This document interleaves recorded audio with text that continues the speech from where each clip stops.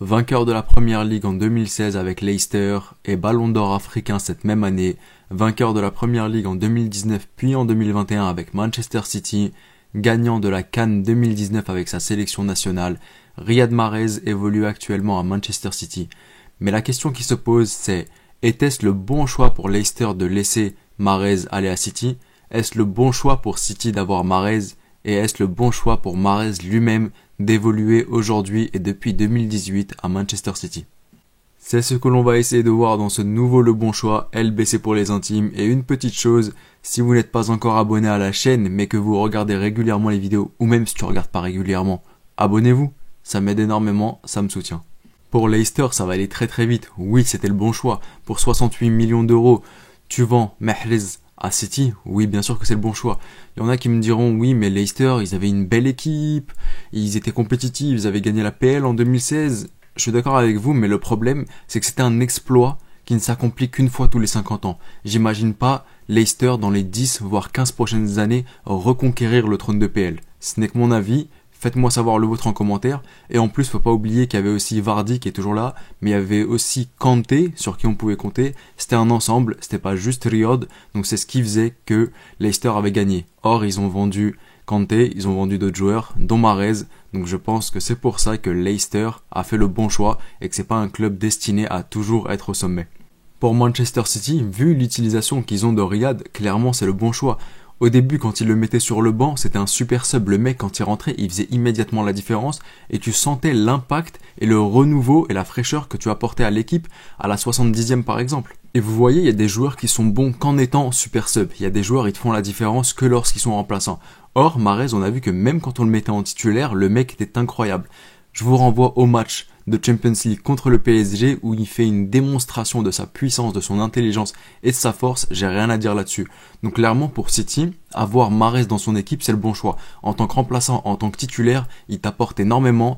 C'est un mec qui parle pas beaucoup, mais sur le terrain, il est incroyable, il est exceptionnel. Il a différents styles de jeu, il a de la variété, donc clairement Manchester City, je le redis encore une fois, c'est le bon choix pour eux d'avoir Riyad dans leur équipe. Et enfin, la partie la plus intéressante de cette vidéo, était-ce le bon choix pour Riyad Mahrez ou Riyad Mahrez de rejoindre Manchester City? Déjà, une chose qui doit sauter immédiatement à l'esprit, c'est qui dit Riyad Mahrez dit algérien. Qui dit algérien dit fierté pour son pays, dit aussi fierté pour porter le maillot de sa sélection nationale. Lors de ses premières années avec Man City, Riyad était sur le banc et n'avait pas les minutes de jeu qu'il méritait. Et pour beaucoup de joueurs, le peu de temps de jeu qu'ils ont avec leur club, ça s'impacte et ça se reflète directement avec leur sélection nationale. Ils sont beaucoup moins performants, ils n'ont pas eu l'habitude de toucher le ballon, ils n'ont pas appris de nouvelles choses et ça se sent. Or, avec Riyad, je l'ai pas senti. Parce que même s'il n'avait pas ce temps de jeu nécessaire avec Manchester City, il a quand même réussi à accomplir de grandes choses en sélection nationale algérienne, dont une CAN 2019 remportée alors que cette année-là, il n'avait pas énormément joué, il avait très peu été titulaire, surtout remplaçant avec Manchester City. Donc ça montre la force du gars et que même avec très peu de temps de jeu, il a su être exceptionnel avec l'équipe nationale.